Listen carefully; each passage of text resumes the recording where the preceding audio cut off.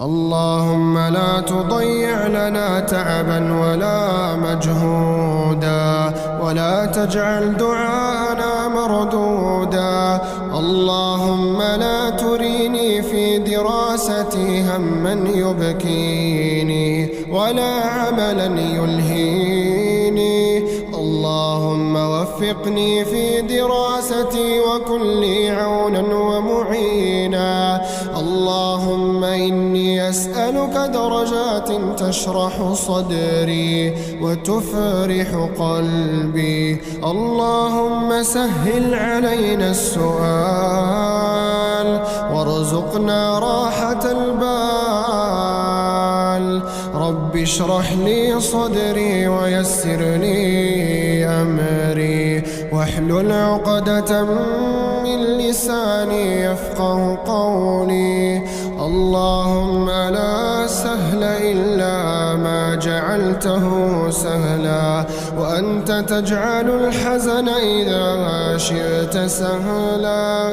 اللهم يا معلم إبراهيم علمني، ويا مفهم سليمان فهمني. اللهم إني وكلتك أمري فكن لي خير وكيل وخير دليل، ودبر لي أمري فإني لا أحسن التدبير. اللهم الطف بي حيثما الأقدار دارت، ويسر لي أمري إذا ما النفس احتارت. اللهم إني أسألك فهم النبيين وحفظ المرسلين والملائكة المقربين.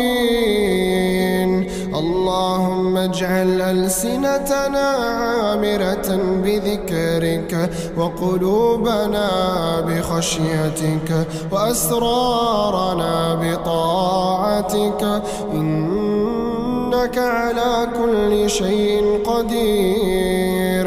وحسبنا الله ونعم الوكيل. اللهم سق إلينا من رحمتك ما يغنينا، وأنزل علينا من بركاتك ما يكفينا، وادفع عنا من نقمتك ما يؤذينا. اللهم أرحنا من هموم الدنيا، وارزقنا التوفيق في أمورنا. اللهم إنا نسألك هدوء النفس وطمأنينة القلب وانشراح الصدر، وتوفيقا يرافق خطانا، وسعادة تملأ قلوبنا. اللهم اجمع قلوبنا على طاعتك، ونفوسنا على خشيتك، وأرواحنا على جنتك.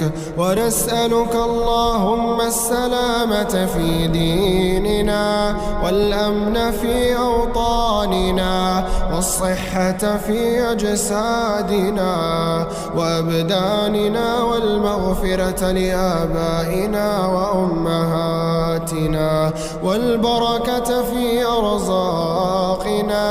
إنك ربنا تبسط الرزق لمن تشاء